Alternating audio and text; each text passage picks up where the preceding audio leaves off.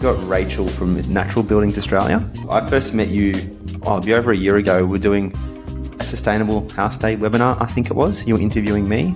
Yes, I was. Then you got to do it with Hamish this year, didn't you? We did, yeah, but we both presented this year on natural building products. Did you get any time to present after Hamish spoke? I feel like there's so much collaboration that can happen across the industry that it's not about individual personalities, let's say. No, it's not. It's just about us. Well, it's about you today. So, anyway. Apparently. Yeah, so it's a pretty blunt question. Is natural building just for green hippie owner builders? I mean, I feel like in the 90s, for sure. Have you ever come up with like your parents' friends or people who used to live in an old mud brick? I've lived in a city my whole life, so I'm probably a little bit sheltered from that perspective. I'm going to say yes because I grew up in Park Orchards and now live in Warrandyte, so pretty familiar with mud bricks and I guess that sort of Alistair Knox kind of vernacular out this way. So to answer your question, I am very familiar with them. So I feel like if you know that nexus and you know that part of the world and you know that that was a particular thing, I could talk for days about the Warrandyte Eltham mud brick scene because I did a lot of work on that for my PhD. But that is a particular kind of niche, I guess, and it was part of the story of how natural building has kind of evolved in Australia. But I would say now it has moved far beyond that, and that would probably be to do with this professionalisation of the hemp industry and how that's kind of affected the way it's perceived and or the kind of clients that it now attracts. What would you define as natural building? So I talk about it as being, alternative products, namely those that come from the land. And, people always talk about timber as being the ultimate natural product, I guess. But it's also how you use it and then how it would fit into a sort of more symbiotic design and also, the way the materials sort of work in terms of health benefits and things. So I talk about it being primarily earth. And then since the 90s, it's included, straw bale, and then it's included hemp, and then it's included, you can talk about bamboo, you can talk about other products that sort of stick around that fringe part of what we would consider to be natural, though the word itself is, fairly redundant. I actually like it. I think it's a good word because there's so many crappy greenwash words at the moment that natural almost doesn't feel like it fits as part of that category. It can be used and abused, right? Like anything in the industry, you can use it to the extent that you want to. And my work and the sort of people that I've been dealing with for the last 15 years have very much kind of understood that there's a consensus around that, but that it's not exclusive, that it's not sort of like, don't touch concrete. Concrete has its value and has its purposes like a lot of other materials. Some people are more fundamentalist about such things, other people are not. And so I'm not there to sort of draw a line around what I consider to be natural and therefore elite. It's supposed to be about accessibility and it's about usability. Whether it was Matt or you, Rachel, brought up the term alternative products, and I can't help but see the irony in the fact that we're calling hemp, straw, mud, cob, mud brick, etc. as alternative products. Wouldn't these fit in quite the opposite category? I mean, it's funny you should say that because I've just been doing some writing on this exact topic in sort of Australian housing history and how we came to see, prefabricated things as being superior. And when our sort of vision of that, of what is usable building materials kind of shifted and evolved. And that was when, fired brick and, when steel entered the discussion and when our houses sort of shifted when aluminium entered and that sort of, 40s, 50s, 60s post-war. But that's when our idea of what you should be using to build your house kind of radically shifted towards what we now consider to be conventional building materials and away from that which was what we had, during times when there wasn't anything else other than timber and, thatch and, tin and various things that we could get our hands on. So, yeah, you're right. It was de facto for a long time, and now it's considered alternative. And you're right, back to Matt's question, that was probably from the hippies and the greenies and the people who kind of made it into something that people might want and made it into a sort of desirable product, as much as it's been pretty fringe for most of its life. So you've been in this space for 15 years, which, I mean, I think about how long I've been in the building industry for, probably close to 20 now. And I kind of feel like my interest in, let's call them natural products. I don't want to call them alternative products. Let's call them natural products. My interest is becoming a lot stronger now, I guess, as my values become stronger and my aesthetic becomes stronger about, the homes that I want to build. How do you feel about its popularity becoming, I guess, more mainstream now? Well, there was just a Grand Designs episode on Earthships. Yeah, and have you seen that Zac Efron's building a massive hemp house? Yeah. That's going to do wonders for the profile of said industry. And, I'm just waiting for the onslaught of visits to my website. But it's something that, I've been passionate about as a sort of advocate for more people to be able to DIY more of their homes and for more people to be able to access parts of the building industry that I feel have been kind of professionalised away from most people, in a sense that they feel that they can't tackle the very big task of building a home.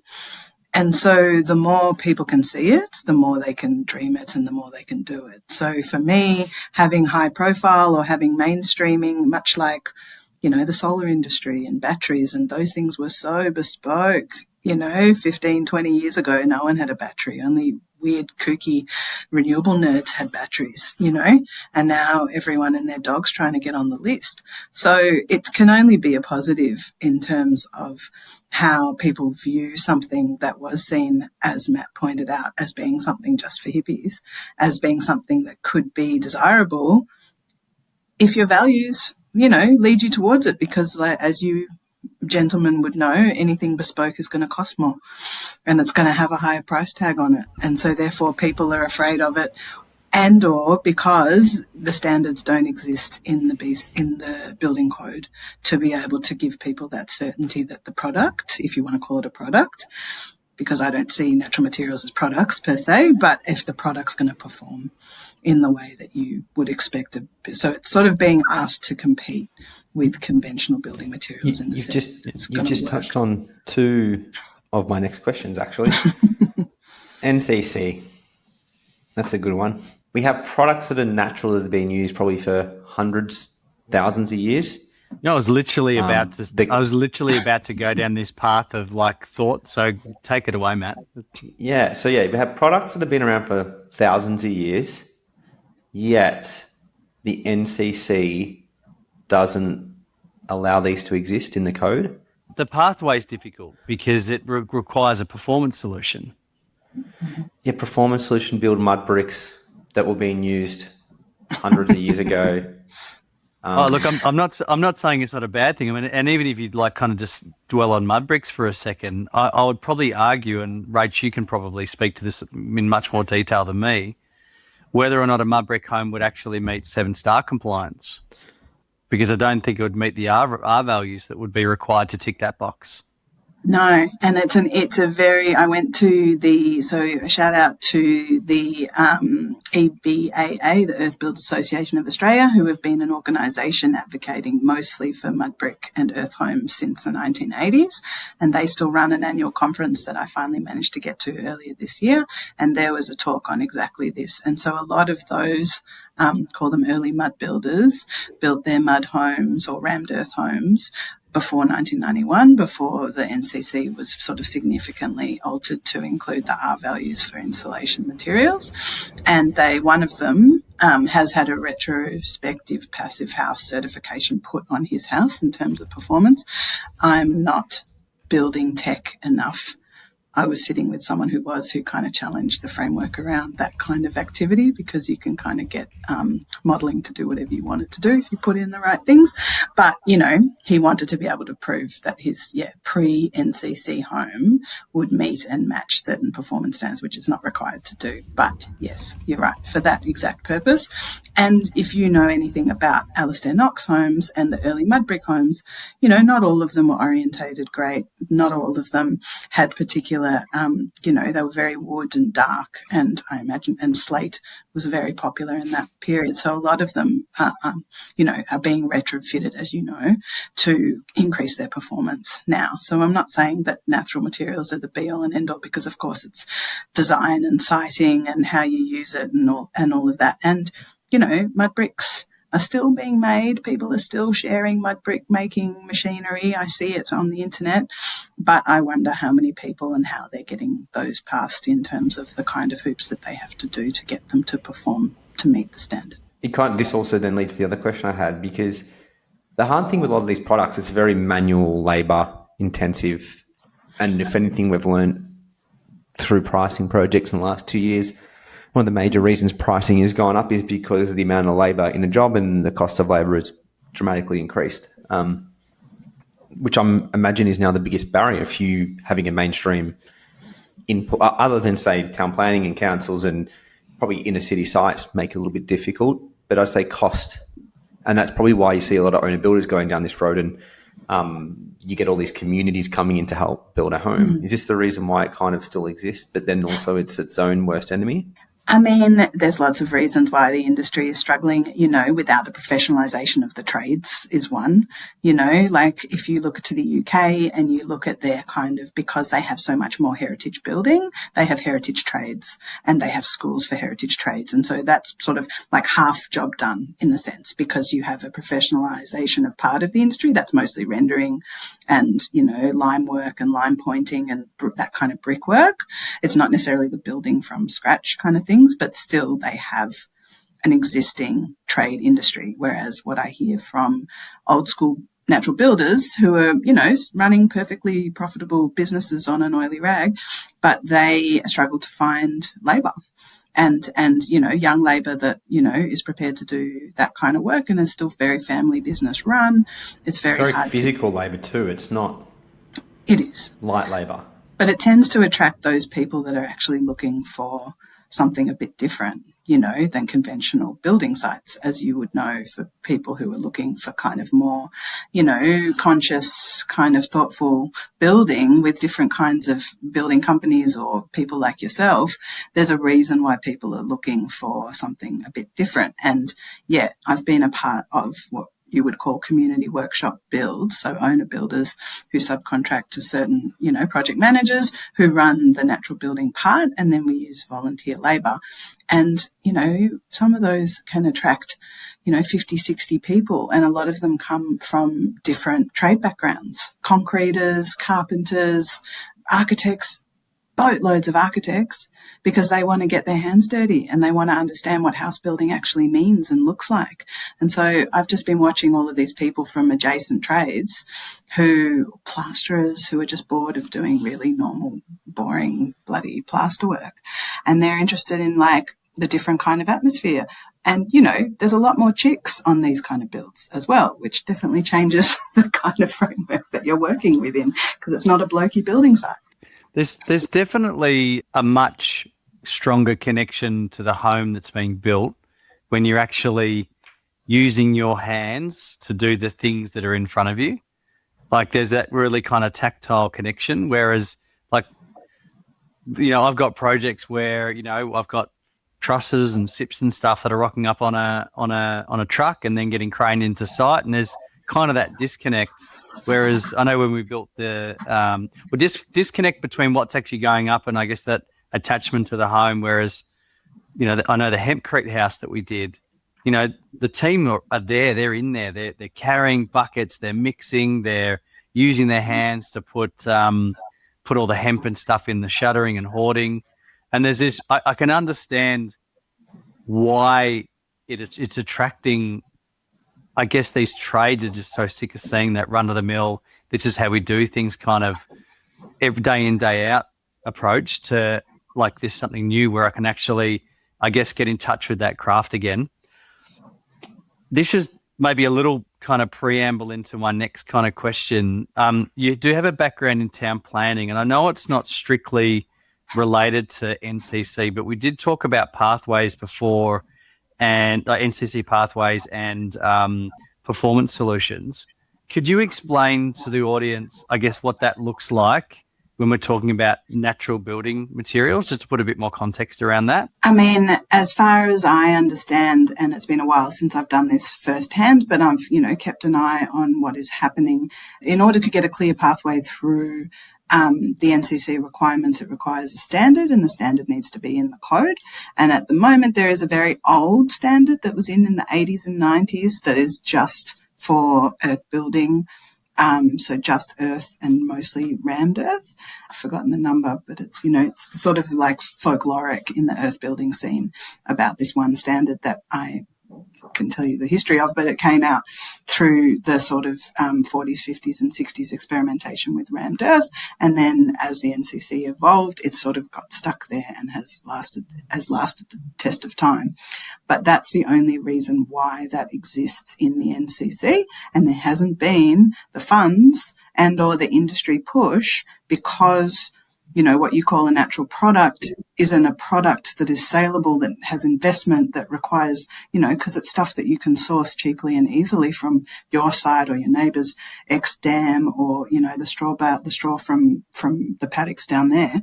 It's not something that has a great monetary value to anyone else. So there hasn't been that push, but hemp has provided that push. So there's currently a move towards introducing a hemp standard. And I know Alvin Williams from Soft Layout Architects is working closely with a lot of people on that, and that is going to allow for there to be a standard in the code if it gets passed. And I'm not necessarily the one to understand how the NCC does its workings, but if that can become an option, then that will sort of alleviate the need to go and get a performance solution, which is what most people have to do to use alternative natural materials, which requires a building engineer to be able to come and participate in the build, and it adds cost to the build. But through my business, through Natural Building Australia, I've found that there are businesses that are working in this, and that's what I've been trying to sort of collate so that people can easily find the people who've done jobs on this before, and you can use a similar or existing performance solution that exists for that particular it's got to take into account, bushfire, and it's got to take into account water ingress, and it's got to take into account all of the things, but that you can use a lot of instead of, I think it's at least $5,000 for a performance solution, so that you can use some of that which has already exists and double up on someone else's build, because theoretically you're using the same material to perform in the same way. But who signs off? So I want to go back 2 steps to go forward a bit here. So you're saying the NCC rules, we'll say the Australian standards too, is due to big, large corporations getting certain things in the code? I mean, it's definitely. I'm being a smart ass here. But it's definitely not something that's happened by accident. It's definitely the old blue scope steel rule that's been put in. Blue scope steel rule, I like that. And because there hasn't been, a huge call for or need to, get too bureaucratic with what had been a quite bespoke kind of industry, there hadn't been, that much call for it, and or the engineers and the surveyors who are working in the industry just get sort of handed around, which is, again, another reason why I wanted to set up a website to give people more visibility on the fact that there are people working across these industries and trades that they can access. Do you think maybe now that we almost need to get a performance solution to get out of bed these days, that there's less of a barrier to to implement these products in our building anyway? Definitely. If you talk to Kirsty from Shelter Building Design, who's a big advocate for hemp, she would say exactly that. She would say it's not a big deal. It's not something, it'll add cost, it'll add this much, and I can put it in the budget for your build for you, but it's not an insurmountable hurdle that will affect your project. And she is very keen on making sure that clients understand that from the get-go, and to sort of keep her pricing, she's a building designer, but to keep her pricing competitive and relatively competitive with other kind of, architecturally designed homes, because we're not talking about mass-produced by any stretch of the imagination. So I want to shift away from hemp, because I feel like hemp gets all the attention, and for good reasons. But where have you seen the sort of the biggest success in natural building products other than hemp? I mean, straw bale is still the quiet achiever. I love straw bale. It's the one thing I want to do as a building business is build a straw bale house. So anyone that wants to do one, especially in a city, I'd be very excited to do it. And I mean, there's other variants in terms of not using full bales. And, I know a company in Central Victoria where I'm from who do it more as a formwork, and they fill it with straw, and straw is the insulation layer, but they don't do it, 300 wide as a straw bale is. It's more like, 200, and it also makes it easier to render, and it makes the whole process smoother, and they've sort of moved away from using straw bales. But anyone who lives in a straw bale is a complete devotee if you talk to them about the performance of their home. And, they're very high performing. And, I live in Central Victoria, it gets very cold, and, the straw bale houses that I visit, they don't have any input heating or cooling either, and they can be built very well. So, and it's a readily available material, whereas hemp is still largely imported and the industry is still getting off the ground. So people who are straw bale advocates are very much straw bale advocates, and the way that they see it as being the cheap and ready material. And of course, they're all post and beam. They're non-load bearing. They're all very sort of, let's say, relatively straight up. So let me challenge that for a second. I seem to recall a nursery rhyme when I was growing up as a kid called The Three Little Pigs. So tell me, how is straw a good building product then? Wouldn't it just blow away and blow down? The big bad wolf's going to come and puff and puff and blow it away. Big bad wolf. But I know by the hair of my chinny chin chin. I know that Envirotech had a bit of a play on their words for their Huff and Puff house. That is a very high-end house, and it's a very beautiful house. Beautiful home. The question of strapping, to me, from what I understand, I haven't had that much access in the straw bale industry, to be honest, but from what I understand, the question of strapping, to strap or not to strap in terms of the cross bracing, but across both sides of the straw bale is very much part of how the industry works. There's some people who don't believe you need to strap once you have the initial compression of the bales in under your form, and other people would say so, and I guess that depends on your engineer and what they're comfortable with. But the classic adage for natural building is good hat, good boots. If you've got usually they're built on a slab, or at least a strip footing. And then you've got an awning, so often you don't do straw bale when it's wet and rainy in the wintertime, or you put your roof up first. And so you've got protection for the straw so it doesn't take in water, because you don't want water inside your bales because you don't want them to mould. So, yes, there's timing issues with the way straw bales get built. They often get built over summer when it's dry, just to make sure that they're as dry as possible before you, close them up and you render them. But won't it burn down if there's a fire? Or a big bad wolf comes? It's the same as any other rendered home. So you mostly... just so you know, Rachel, I know all the answers to these questions. Yeah. I expected nothing less. So a lot of these products rely on an external and internal render of lime specifically. It can't be an acrylic or anything like that. It can be clay though. Yeah. So anything that can, I'll loosely use the word, which is not cementitious, not cementitious. Yeah, anything that's not cementitious. Yeah. Yeah, you want something vapor permeable, essentially, that can move through the structure. Mm-hmm. I want to go back. You said heating and cooling. Now, we build passive houses. I think every home still needs heating and cooling, because no home will have a zero heating demand. Does that make sense? Like zero. Isn't that scientifically proven? You got to come up and visit some houses. The potential is there for a home. I mean, maybe this doesn't fit the criteria of what a passive house is trying to obtain, But when a house can function relatively well 95% of the year, for me, that is job done. Like, that is about as efficient as you can get in terms of, yes, sometimes they need a boost and they sometimes use, in the old days, it would have been gas as a boost. And now, I've seen like rocket stove boosts. So like, twigs and bloody sticks that, that heat up a thermal mass of some description. And so you are heating up something inside the dwelling, but then it's so tightly sealed that whatever heat you introduce from inside is going to retain inside. And so, yes, the people I know who are kind of quite hardcore about it are very much like, there are some days when it's been grey for a long period of time and the sun doesn't come in and heat up the slab, then, it needs a boost. Can I also point out too, Matt, it's no secret that Matt and I kind of sit in that passive house high performance space. And I guess what we're referring to is that to sit within the comfortable temperature band of 20 to 25 degrees, you need, I'm using inverted commas here, you need heating and cooling. But if you're someone that doesn't mind it going a little bit colder or a little bit hotter, you could actually still live in a passive house or a strawberry house or a hemp house with no heating or cooling, and accept that it might go down to 16 or 17 in winter and might go up to 28, 29 in summer, and actually not use any heating and cooling. So you are probably right, Rach. Like, you arguably... Your fluctuations are greater. Your band of comfort. But then I go back to the question of like, well, what is comfort?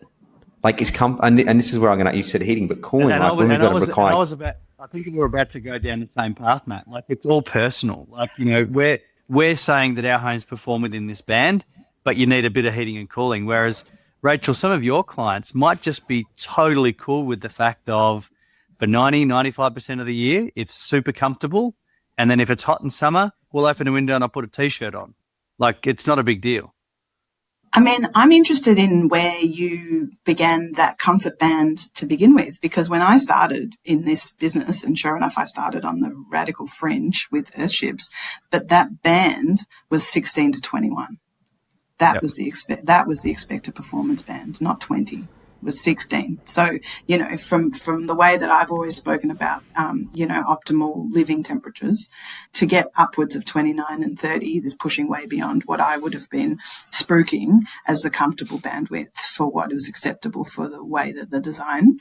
But again, they're passively designed in the same sense that, a lot of that particular kind of house, like the one on Grand Designs, they use cooling tubes as ventilation. And so you're drawing in cold air through the ground and up through the building, and it ventilates out the top through whatever, clear story windows or whatever you've got going out the top. And that's your aircon. Like, that's your cooling. And so it's, of course it's going to fluctuate, and it's going to be something that's going to be, as the, nighttime temperature drops and the ground temperature drops. So it is very much more of a hands-on. Whereas, my understanding of passive houses is it's like once you put in your heat recovery, it's hands-off. The machine does the work.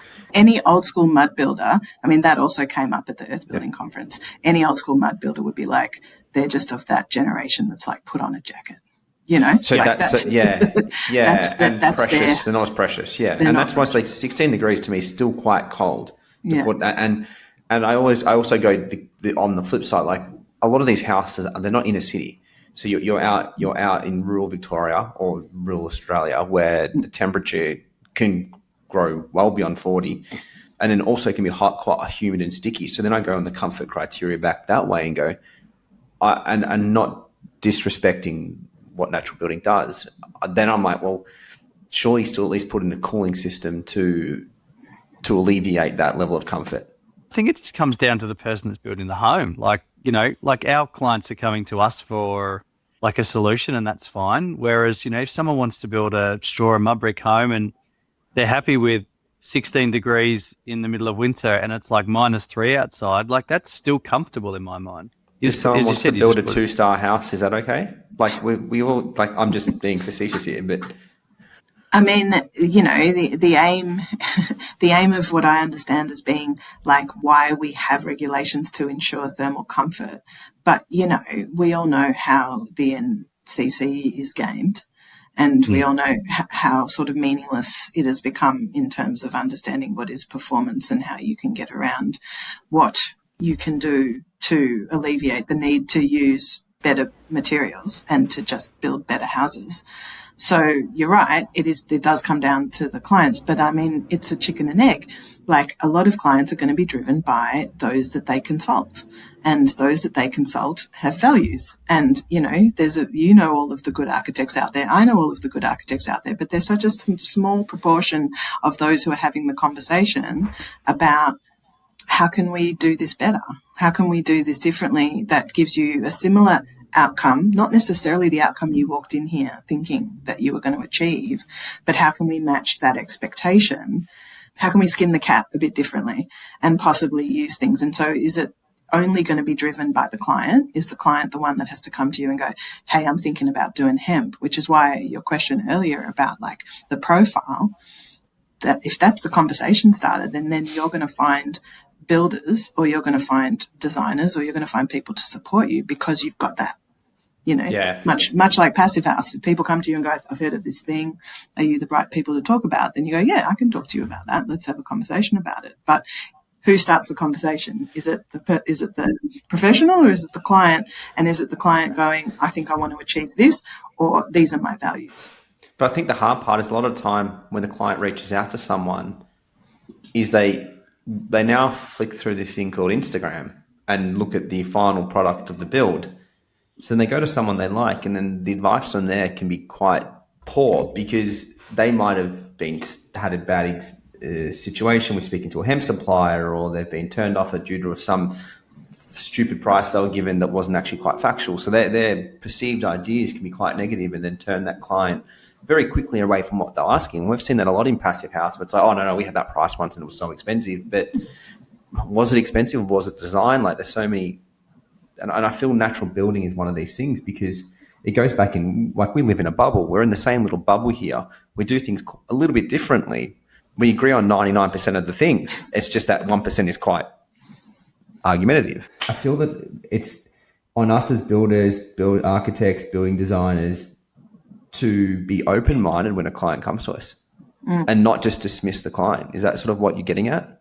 You know, I'm obviously driven to be a sort of, to provide conversation starters and resources and support for people who are interested in this. But a lot of it does come down to how driven they are. And it's very hard to convince a client that this is something that they should prioritize and want. And so I just look at the finished product, and I think, you know, the sort of growing interest in and success of Sustainable House Day is, to me, a testament to showcasing not just the houses themselves, but the stories of the people who built them. Because I went to a hemp build, the Glen Lyon hemp build this year for Sustainable House Day, and I participated in the tour. I was interested in the house. It was an owner builder. They'd done a, you know, small footprint 2-story. They were retired, you know, classic owner builder story, but they gave you all of their trials and tribulations and the, you know, the things that happened, but, you know, the house was so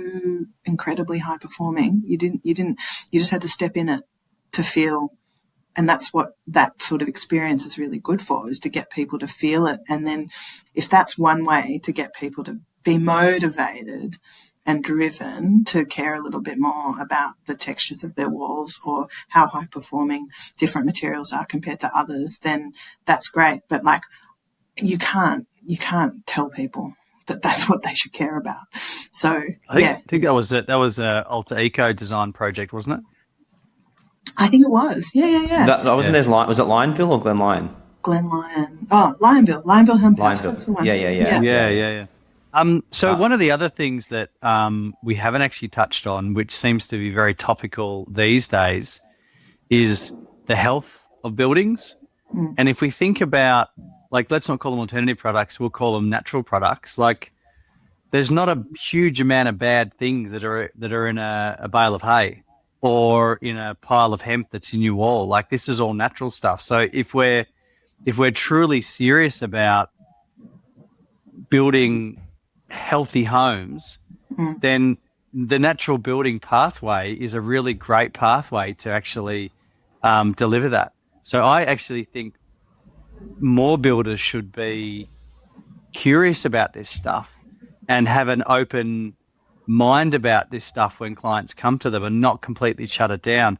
We had a friend of mine on this podcast called Ben Cooper, and he's a chef, and he kind of said something to us which just stuck with me for so long, and he's like eternally curious. And I think as builders, we need to be eternally curious when it comes to this kind of stuff, because you never know. You might get absolutely hooked. Because when my client for the hempcrete house came to me and said, I want to build a passive house, I want it to be made of hemp, I'm like, you're mad. We can do it this way and this is easier.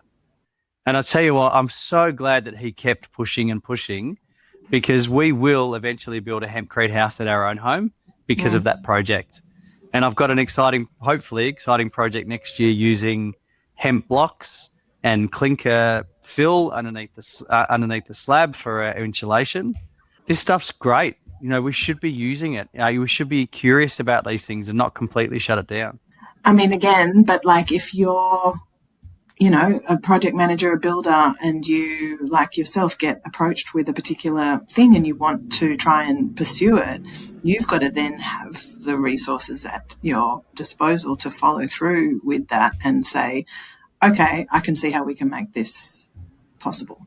But if you don't have anywhere to start, and, again, plug for my business, this is why I wanted to try and capture all of the experience, the knowledge, the networks, and all of the people who've been doing this for 30, 40, 50 years. I'm not reinventing any wheels here. Like, this is all existing knowledge that, this works better in this condition, or this is how you, get better at lime plastering or earth plastering or whatever it is, or this is how you build an earth floor, if that's something that the client's interested in.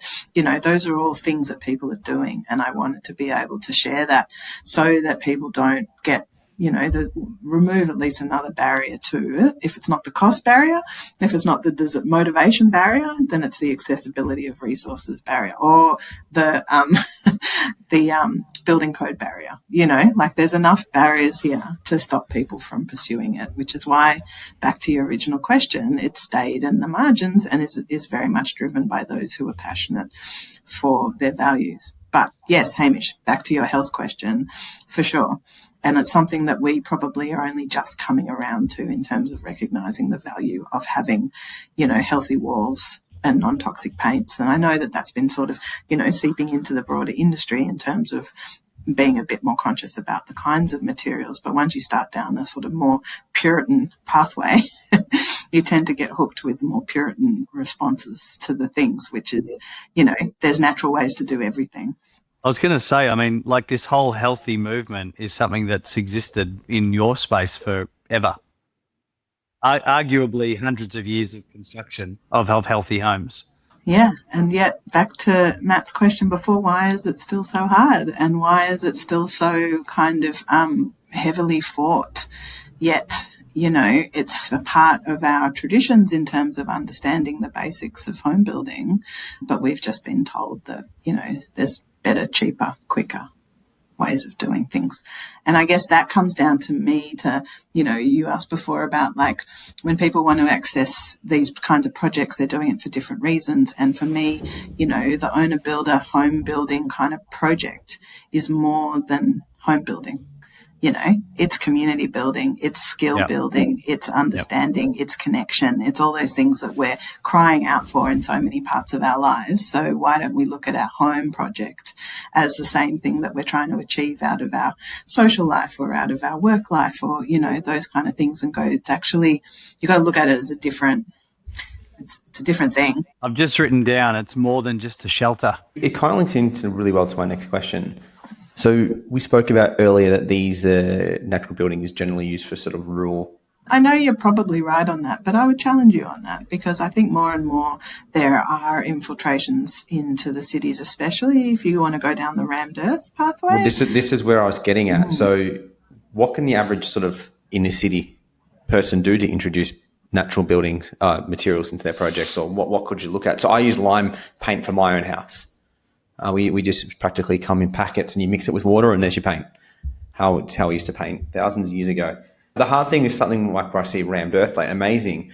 But for example, and I'll use my project, for example, I'm 7 meters wide.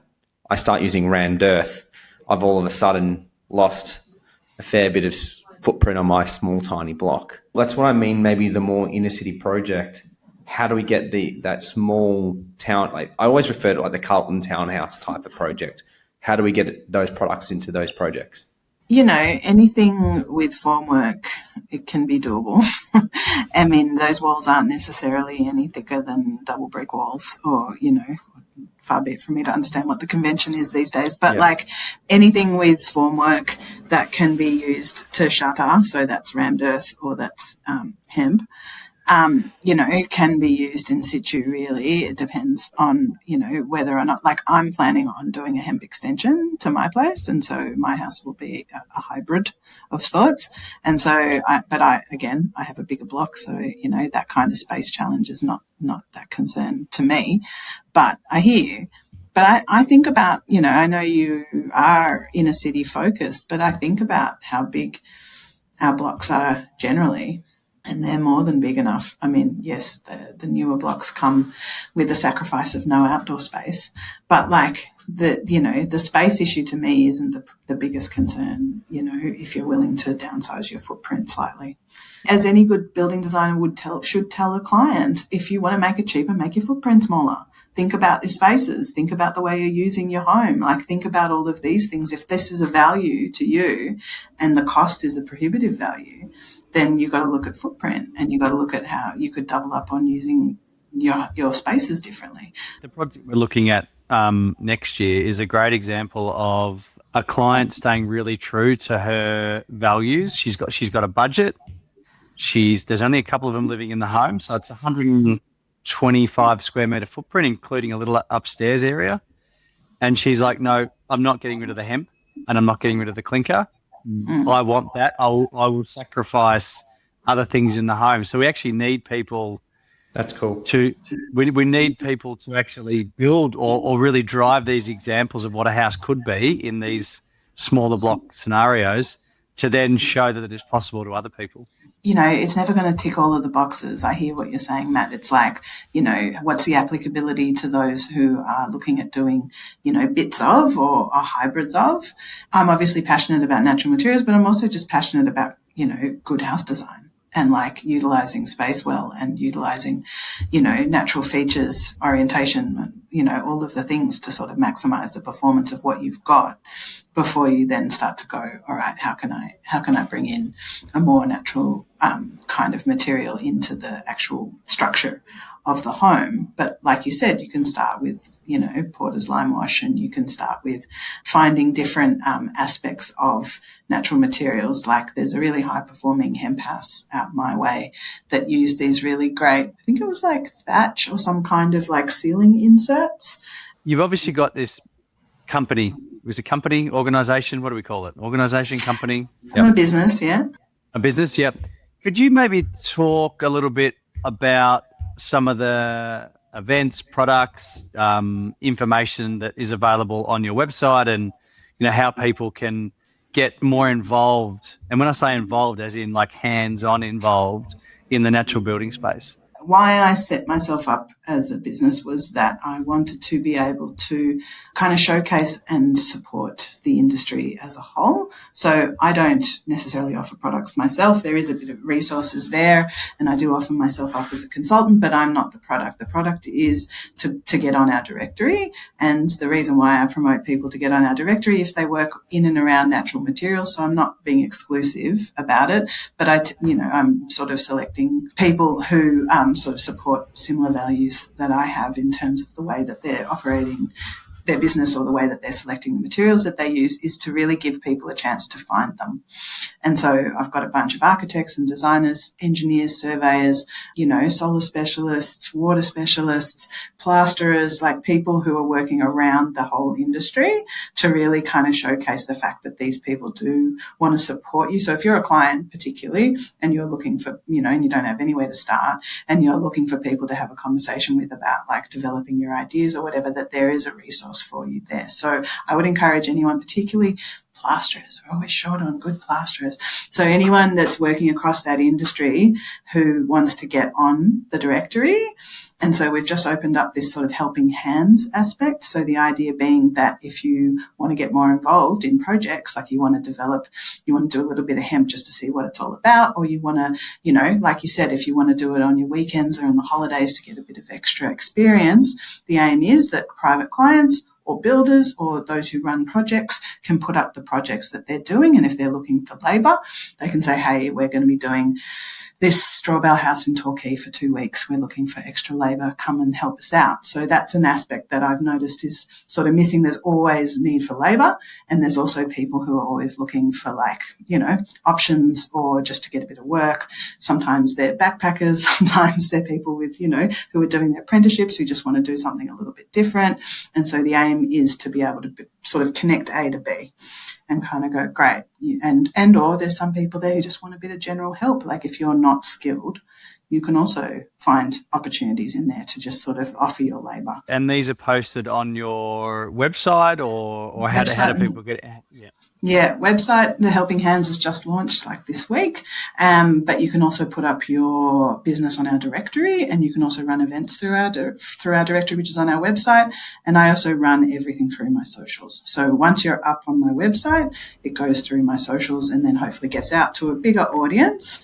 I am Victorian based, but I am trying to be nationally focused. So I get a lot of inquiries ever since I launched my website from people from the Northern Rivers, from people from Southeast Queensland, from people from, South Australia. And they're like, I'm looking for a guy to fix up my, old mud brick, or I'm looking for people to come and help me do this straw bale here. And it's, it's going to take some time for me to build up the network, but the aim is to bring everyone out of the margins, because there's so much resources in our communities of people who have done a bit of this or have done a bit of that and who are looking for work or not looking, right now, but might be looking down the line. We've got a lot of that capacity in our network already. So I'm just trying to kind of organise it and showcase it. Basically. A natural building Tinder. I've seen plenty of relationships grow over a mud pile. It's not the first. Yeah, Rachel, we have a segment on this podcast called The Mindful Moment, and it is brought to you by MEGT, Australia's apprenticeship experts. So they have helped over 1.5 Australians into apprenticeships since 1982, and they're a huge driver into filling this whole skills issue that we currently have in getting people onto site. Now, I want to ask you, we usually give a bit of a suggestion each episode on some advice to apprentices, but I want to actually ask the question to you today, because how do we encourage the current apprenticeship stock or anyone looking to go into the apprenticeship maybe to think laterally and look at doing some form of natural building, or how do we bring natural building into these existing apprentices that are currently learning, so we're upskilling them along the way? What advice would you have around that, and any of your sort of professional opinion on those sort of topics? I mean, it's when I started up my business, it was a dream to think about setting up a Cert 4, in some kind of natural building like that would be a dream. And anyone who wants to get in touch with me about how we can start to work towards making that a reality, I'm more than happy to chat. But I feel like without that, it is about, like you said, Hamish, it's about staying curious, and it is about thinking, is this it? Is this all I want to be doing in my professional life, or is there possibly more that I could be getting out of this? Because we all know, sometimes we're driven by the dollar, and sometimes we realise that might not satisfy all of the things that we're looking for in our professional life. And therefore, you've got to, ask the questions and take a chance in terms of, these are obviously fledgling professions, and they're not going to be competitive in terms of offering the kind of consistency of work or the, pathway towards, forever building a certain type of house. But it's definitely something that if you're attracted to it, you can find it, and it's definitely going to be rewarding. Yeah, I'd really hope that, say, for example, the bricklaying apprenticeships, they're able to introduce the introduction of, say, hemp blocks or mud bricks, and you've got plasterers. Like, we've looked at using wood fibre and lime plaster. Over in Europe, I'd be able to, everyone could do it. Here, I can't even find anyone that's even heard of it. Like, I would love them to start to introduce these components just into the course to make the trades familiar with them. Carpentry, look at stuff like straw bale frames. I think there's a huge opportunity to even introduce a component into those courses, because reality is those courses are super outdated. They're still excursions. We need excursions. Yeah. I kind of feel like sleepovers. Sleepovers at the mud brick house. Like we send our apprentices off to TAFE, and they're learning a system that's existed for the past 20 or 30 years. Like, it's so outdated. And then they go back to building the way that they're building on the one building site they're involved in. We need to be opening their eyes. And I think in Cert 3, it's not about focusing on one thing. It's actually about opening their eyes up to that there are other options out there, and not just, this couple of boxes that we've got to tick for you to get your Certificate 3. That's where your Certificate 4 comes in, because you do your Cert 3, and then you're like, bang, you know what? I saw this great thing called mud brick or cob or hemp or straw bale. Steel frame. I'll go and do one Cert 4 in natural building. Oh my God. Imagine. I mean, I should put that in my list of goals, is that I want to see that as a reality, because I think the industry would be better off for it. And I should do a shout out to some of my members who are part of this movement in New South Wales, that they got a grant to do what's called the Fast Slow House. So they're mud tech. They build earth homes in the Central Coast, and they're doing incredible work to try and sort of bring this whole thing more into an industry kind of context, and they're bringing it in through an architecture department. So they're getting a lot of traction through that vehicle, but through the trades would be the next step. So I'm going to throw the challenge out to MEGT, because I do know they listen to this podcast. Reach out to Rachel, please. I really think there's a great collaboration that you guys could at least get the conversation rolling. There might be an idea or two that you get on. It might take 5, 6, 7, 10 years to get rolling, but every great idea starts somewhere. But Rachel, thank you for coming on today.